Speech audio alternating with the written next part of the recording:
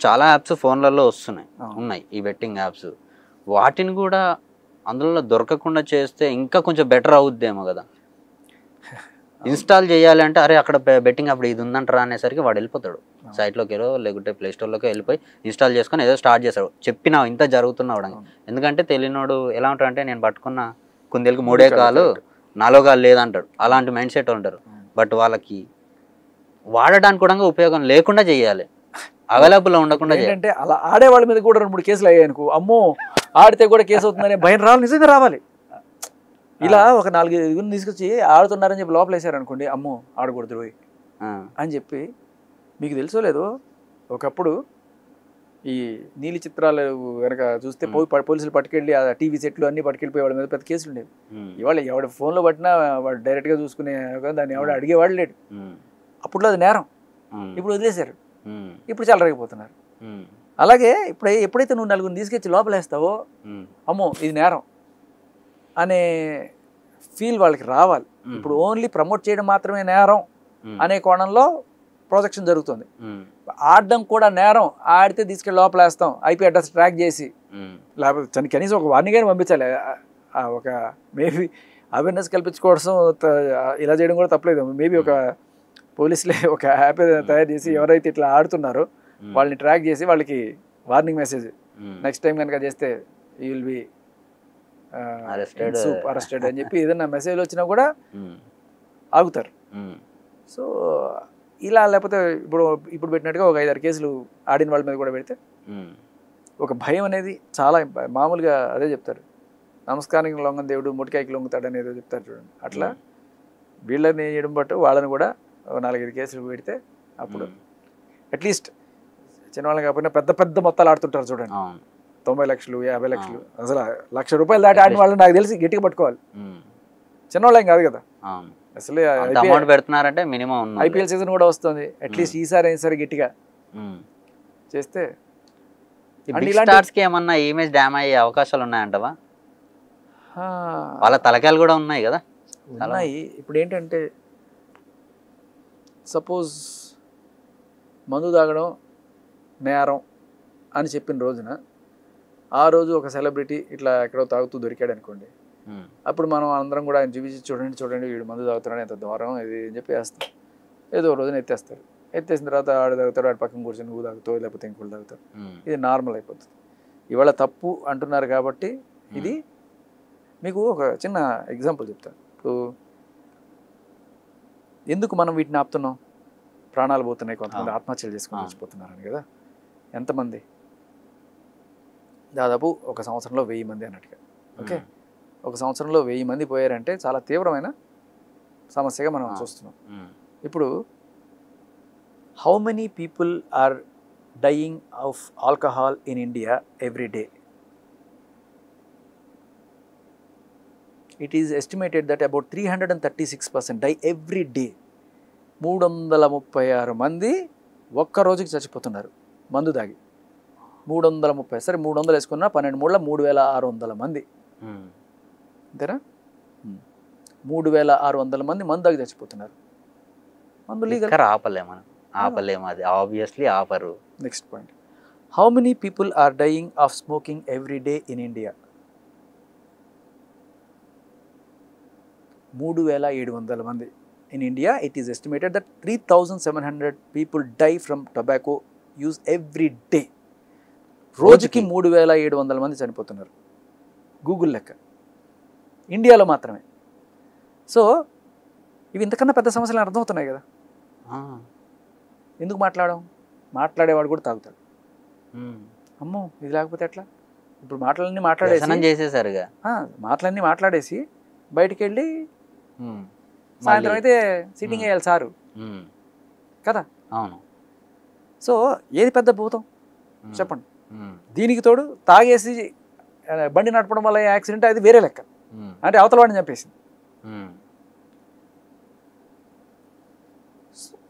అంటే దీనికన్నా చాలా తీవ్రమైనది మందు, దానికన్నా తీవ్రమైనది స్మోకింగ్. వీటిని మనం లీగలైజ్ చేసి దాని మీద ట్యాక్సులు వసూలు చేసుకుంటూ చేస్తున్నాం. దీనికన్నా ఇది పెద్ద సమస్య, దీన్ని ఎందుకు బ్యాన్ చేయట్లేదు? లాజిక్ ఉంది. అబ్బా లాజిక్ తమ్ముడు. లాజిక్ ఉంది. గుజరాత్ లాంటి స్టేట్స్ ఇవాళ భారతదేశంలోనే నంబర్ 1గా ఉన్నాయి. ఎందుకు అంటే అక్కడ మనకు వాళ్ళు చెప్పేది ఏంటంటే మందు లేదు, మందు లేకపోతే ఇన్కమ్ లేదు. ఇన్కమ్ ఎట్లా పోతుంది? చాలామంది ట్యాక్సుల మీద బోల్డంత డబ్బులు వస్తుంది గవర్నమెంట్కి, ఇవి రోడ్లు వేయడానికి లేకపోతే బిల్డింగ్లు కట్టడానికి వీటన్నిటికీ కూడా ప్రాజెక్టులు కట్టడానికి ఉపయోగిస్తారు.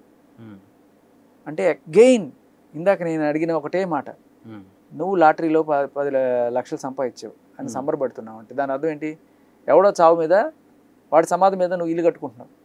ఇలా మందిని తాగించి ఆ వచ్చిన డబ్బులతో ట్యాక్సులు ఆ ట్యాక్సులతో నువ్వేమైనా చేయడం వల్ల అదేనా ఉపయోగం? ఉపయోగం అంటే కరెక్ట్ వాళ్ళని చంపి నువ్వు చేస్తున్నావు అంతే కదా, లిటరల్లీ చంపుతున్నావు కదా, చూస్తున్నావు కదా ఎంతమంది ఉన్నారో. సో ఎవరైతే ఇప్పుడు సడన్గా ఇది స్పైక్ అయ్యి ఒక 4 సెలబ్రిటీలు వచ్చారు కాబట్టి దీన్ని ఏం చేస్తున్నామో, బెట్టింగ్ యాప్స్ చాలా దారుణం. బెట్టింగ్ యాప్స్ కన్నా మందు చాలా దారుణమైంది, దానికన్నా సిగరెట్ స్మోకింగ్ ఇంకా దారుణమైంది. రికార్డ్స్తో చెప్తున్నా నేను, ఆన్ రికార్డ్ చర్యలేవి. సో ప్రస్తుతం ఒక ట్రెండ్ నడుస్తుంది, బట్ ఏదైనా మంచిదే. ఇందాక వాళ్ళు చెప్పినట్టు ఆయన చేస్తే రైట్, నేను చేస్తే తప్ప అన్నట్టు, మందు తాగితే లేదు ఇదేనా తప్ప, ఏదైనా తప్పు తప్పే. నేను మూడింటికి ఎగనిస్టే, మందు తాగడానికి ఎగనిస్టే, సిగరెట్లు తాగడానికి ఎగనిస్టే, బెట్టింగ్ ఆపడానికి ఎగనిస్టే. అట్లీస్ట్ ఇదైనా చేస్తున్నారు, సంతోషం. రేపో ఎల్లుండో ఎవడో మహానుభావుడు వచ్చి మళ్ళీ అది చేయకపోడా అని ఒక ఆశ, అంతే. ఇప్పుడు మొన్న ఒక సరదాగా ఒక జోక్ వేస్తే ఎక్కడో, భారతీయుడు 1, భారతీయుడు 2, భారతీయుడు 1 సూపర్ హిట్, భారతీయుడు 2 ఫట్. ఎందుకు? అప్పట్లో జనాలు రుద్రవీణ లాంటి సినిమాలు అసలు తాగుడు వద్దు, తాగుడు చెడ్డది అనుకునేవాళ్ళు. ఇప్పుడు ఆడాళ్ళు కూడా శుభ్రంగా తాగితే తప్పేంటి, మహిళా స్వేచ్ఛ అనే స్టేజ్కి వెళ్ళిపోయి 35% తాగుతున్నారనే లెక్కలు కూడా ఉన్నాయి. ఆ రేంజ్కి పెరిగిపోయినప్పుడు మందు కనుక బ్యాన్ చేశారనుకో, ఆ మందు నై సక్తా బతుకు నై సక్తా అంటారు. ఇప్పుడు భారతీయుడు 1కి భారతీయుడు 2కి ఎందుకు తేడా అంటే, ఒకప్పుడు భారతీయుడు అంటే అమ్మయ్య భారతీయకపోతే మందు రాదు కాబట్టి మనందరం కూడా సేఫ్గా ఉంటాం. ఇప్పుడు అందరూ అలవాటు పడిపోయినారు కదా, భారతీయుడు అంటే భారతీయకపోతే ఎట్లా, భారతీయాలు మేము తాగాలి కదా. అప్పుడు భారతీయుడు అంటే గుడ్, ఇప్పుడు భారతీయుడు అంటే భారతీయాలి. అందుకనే ఇప్పుడు భారతీయుడు హిట్ అవ్వలేదని చెప్తున్నారు, సరదాగా చెప్తున్నాను. బట్ ఏదైనా ఒక మంచి పని జరుగుతుంది, దేనివల్ల జరిగినా జరగనేమండి, ఇలాగే ఏదో రోజు అవి కూడా జరుగుతాయని ఆశ, అంతే. కానీ గట్టిగా చెక్ పడితేనే బాగుంటుందేమో, బాగుంటుంది ఏమో కాదు, ఎందుకంటే ఫుల్గా చెక్ పడాలి. దానివల్ల ఎంతోమంది అమాయకులు బలైపోతున్నారు. అలాగే తెలిసిన వాళ్ళు కూడా ఒక్కసారి అమాయకులు అంటే నేను అనేది అట్లీస్ట్ మీరు చెప్పిన దాంట్లో నేను ఏకీభవించాలంటే కనీసం ఒక 20 ఏళ్ల లోపు పిల్లలంటేనే నేను అమాయకులను తీసుకుంటా. 20 ఏళ్ళు దాటిన ప్రతి వాళ్ళు కూడా వాళ్ళ కాళ్ళ మీద వాళ్ళు నిలబడి సంపాదించుకునే దీంట్లో ఉండాలి. మినిమం మెచ్యూరిటీ, అక్రమ మార్గాల్లో సంపాదించుకోవాలనుకునేది వాళ్ళ తప్పు కూడా, దాంట్లో ఎటువంటి ఇది లేదు. ఇటువంటి వాళ్ళ మీద కూడా 4-5 కేసులు పడండి, ఏం చేయకల్లా, జస్ట్ ఒక కేసులు 4 పడేస్తే చాలు, అవేర్నెస్ వచ్చేస్తుంది, అంతే. అన్న మీరు ప్రతి విషయంలో మంచి క్లియర్ వ్యూలో ఉన్నారా అసలు? అంటే ఇలాంటి కేసెస్ వచ్చినప్పుడల్లా అవన్నీ స్టడీ చేయడం వల్ల మీకు నాకు నిన్నటిదాకా కొన్ని లీగల్ ఉన్నాయి కొన్ని ఇల్లీగల్ ఉన్నాయని అనుకుంటూ ఉండే. నేను ఎప్పుడైతే అసలు ఏ రోజు బెట్టింగ్ యాప్లు అది ఎలా ఆడతారు, ఏం చేస్తారు, ఏ గోల్ అసలు పట్టించుకునేవాడిని, నాదేదో నా లోకంలో నేను ఉండేటండి. సడన్గా మా వాళ్ళు ఉండేటప్పటికి నాకు అరే మన వాళ్ళు ఉన్నారా ఏంటైంది అని చెప్పి కనుక్కున్నప్పుడు తర్వాత నేను రాత్రి కూర్చొని ఆయన ఎత్తుక్కుంటూ ఏం లీగల్ ఏమైనా ఉన్నాయా ఇల్లీగల్ ఉన్నాయా, అది అక్కడ చేస్తే లీగల్ ఇక్కడ చేస్తే రాంగ్. వీళ్ళు ఏమైనా మీకు టచ్లోకి వచ్చారా? ఎవరు మన వాళ్ళు? నేను మాట్లాడుతున్నాను. కనుక్కున్నారా అసలు ఏంది, ఎక్కడ జరిగింది మిస్టేక్? అసలు మిస్టేక్ ఏం లేదు, ఇదే వాళ్ళు చేస్తే తప్పలేదు కదన్నా, వాళ్ళే పెద్దోళ్లే చేస్తున్నప్పుడు మన ఎంత లీగలే చేసేయండి అన్న అని చెప్పి కోఆర్డినేటర్లు చేస్తుంటారు. వీళ్ళకుండే హడావిడిలో డాక్యుమెంట్ ఏంటి, కండిషన్ సప్లై ఇవన్నీ చదువుకునేది ఇది ఉండదు కదా. సో ఓకే సార్ లీగల్ అనుకుని చేసేస్తుంటారు. అది కూడా ఎవడు రాయడు, ఇది పలానా ఏరియాలో బ్యాండ్ అవన్నీ కూడా, ఇవన్నీ మనం ఇప్పుడు గూగుల్ నడి తెలుసుకుని చేయాల్సింది. ఎప్పుడు చేస్తారు ఇటువంటి ఏదన్నా ఒక మినిమం చూసుకోవాలి కదా, జర్క్ ఇలాంటిది ఒకటి వస్తే అప్పుడు డిస్కషన్ చూసుకొని జాగ్రత్తగా చేయాలి కదా ఏదైనా. ఇప్పుడు నాకు వాళ్ళ మీద ఎంత కోపం ఉందో వీళ్ళ మీద అంతే కోపం ఉంది. ఎవరు డబ్బులు ఆడి పోగొట్టుకుంటారు చూసారా, ఇంట్లో ఏదో పని మీద ఇస్తే ఆ డబ్బులు తీసుకెళ్ళి తగలెట్టి ఆడి పోగొట్టుకొని వాడు చెప్పిన దానివల్ల నేను పోయానని చెప్పి అన్నవాడు నాకు కోపమే. అది తప్పే. అండ్ అలాగే వీళ్ళు ఇలాంటి వాళ్ళు అంటే 20 ఏళ్ళ లోపు పిల్లల్ని నేను చెప్తున్నా, నిన్ను ఒక ఆదర్శమూర్తిగా అనుకొని చేస్తున్నప్పుడు నువ్వు సిగరెట్ అయితే వాడు కూడా తాగుతాడు. అబ్బా మా మా హీరో తాగాడరా, నేను కూడా ఇదే షర్ట్ వేసుకుంటా, ఇదే ప్యాంట్ వేసుకుంటా అనేది ఏజ్ 20 లోపు ఏజ్. అటువంటి వాళ్ళు ఇన్ఫ్లుయెన్స్ అయ్యేవాళ్ళు నీ వాళ్ళు చెడిపోతారు అనే విషయం నువ్వు కొంచెం తెలుసుకోవాలి. నువ్వు ఎంత పెద్ద సెలబ్రిటీ అయితే అంత రెస్పాన్సిబిలిటీ పెరగాలి నీకు. బట్ అట్లీస్ట్ ఏదైనా అటైనా ఇటైనా రెండు పక్కల జరిగిన తప్పు అందరూ మన పిల్లలే చూసుకొని వాళ్ళకి ఒక గిర్నింగ్లు ఇచ్చి వాళ్ళని ఇంకోసారి చేయకుండా దారిలో పెట్టుకోవాలి, ఈ పిల్లలైనా వీళ్ళైనా. బట్ రిపీట్గా చేసేవాళ్ళు ఎవరైతే ఉన్నారో వాళ్ళు మాత్రం వదలవద్దు. బట్ మూవీస్లో కూడా తాగడం చూపిస్తారు, స్మోక్ చేయడం చూపిస్తారు, సినిమా ఇంపాక్ట్ ఆడియన్స్కి ఇంత అంత ఉంటుంది. సో ఈ మధ్య ఎక్కువ అదే చూపిస్తున్నారు కదా. కింద smoking is injurious to health అని వేసుకొని నువ్వు ఉఫ్ రింగులు తిప్పు ఏమైనా చేసుకో.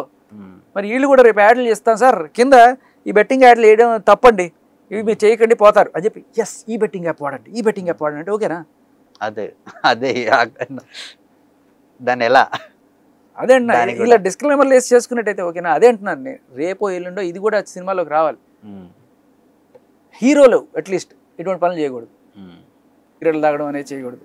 చూపించండి మందు కొట్టడం, సిగరెట్ ఒక విలను ఒక దరిద్రుడు పనికిమాలినోడు ఇట్లాంటి పనులు చేస్తున్నాడు అని మీరు ఎప్పుడైతే చూపిస్తారో ఒక ఇట్లాంటి వాడు ఇట్లాంటి పనులు చేస్తాడా, మనం చేయకూడదు, మనం చేస్తే మనల్ని కూడా విలన్లా చూస్తారు అని చెప్పి ఒక అవేర్నెస్ క్రియేట్ చేయండి. That is good. అప్పుడు మీరు నో స్మోకింగ్ కూడా వేడేకర్లా, ఆ తాగేవాడు చెడ్డవాడని చూపిస్తే చాలు. ఆబ్వియస్లీ వాడికి నువ్వు అనుకుని నువ్వు ఆరాధ్య దైవంగా భావించే హీరో నువ్వు తాగుతున్నావు అంటే ఇండైరెక్ట్గా నువ్వు ఇన్ఫ్లుయెన్స్ చేస్తున్నావు. That is also bad thing. Okay, ఫైనల్గా ఈ వీటన్నింటికి దూరం ఉండాలంటే అసలు ఏం చేయాలి ఏంటి అనేది కొంచెం మన ఆడియన్స్ కూడా చెప్పండి. ఎస్, ఫస్ట్ ఆఫ్ ఆల్ 20 ఏళ్ళు లేకపోతే అంతకన్నా వయసు దాటి మీరు మిమ్మల్ని సంపాదించుకునే స్టేజ్లో ఉండి కూడా మీరు ఇట్లాంటివి చేస్తున్నారంటే నేను మీకు ఏం చెప్పను, మీ శిక్షణకి వదిలేస్తాను. బట్ అంతకన్నా చిన్న పిల్లలు ఎవరైతే ఉన్నారో వాళ్ళు వల్నరబుల్ గ్రూప్గా ఉన్నారు. ఇప్పుడు వాళ్ళు ఏదో చిన్న చితకా డబ్బులు, పాకెట్ మనీలు ఇవన్నీ తెచ్చుకొని ఇవన్నీ కూడాను, లేకపోతే స్కూల్ ఫీజులన్నీ పాడు చేసుకుంటున్నారు. వీళ్ళకి మాత్రం పేరెంట్స్ దగ్గరుండి వాళ్ళు ఏం చేస్తున్నారు, ఊరికే ఫోన్లు ఇచ్చేసి వదిలేయడం కాదు, వాళ్ళు ఏం ఆడుతున్నారు, డబ్బులు మీరు ఎంత ఇస్తున్నారు, వీటికి పక్కగా లెక్క చూసుకోండి. వాళ్ళు చెడిపోతే ఆ బాధ్యత మీదే. వాళ్ళని అలా వదిలేసి ఇదిగో ఆడు చెప్పాడు కాబట్టి చేశాను, నీ బాధ్యత ఏమైంది తండ్రిగా తల్లిగా? ఏం బాధ్యత అనేది పేరెంట్స్ కూడా ఉంటుంది అంతే. సో కలెక్టివ్ రెస్పాన్సిబిలిటీ, ఇంకా చెప్పాలంటే వాళ్ళదే పెద్ద responsibility. Yes right. Betting apps వల్ల మీరు ఈ యాప్స్ చూసి ఆడడం ఎంత తప్పు అంటే ఆడడం మీది కూడా తప్పు, చెప్పడం వాళ్ళకు కూడా తప్పు, రెండు సైడ్ల తప్పు ఉంది.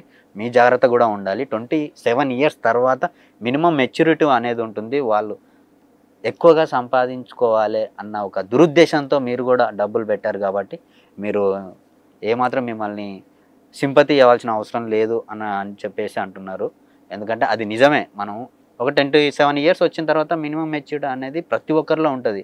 నువ్వు అతిగా ఆశపడి డబ్బులు ఇన్వెస్ట్ చేసి ఆడుతున్నావు, అది నీ తప్పు.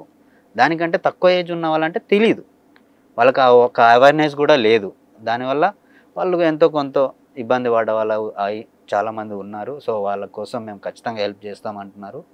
సో సమాజం కూడా కొంచెం ఇలాంటివి చూసి గ్రహిస్తూ చేయకుండా ఎంత దూరంగా ఉంటే అంత బెటర్ మీకు కానీ మీ లైఫ్కి కానీ.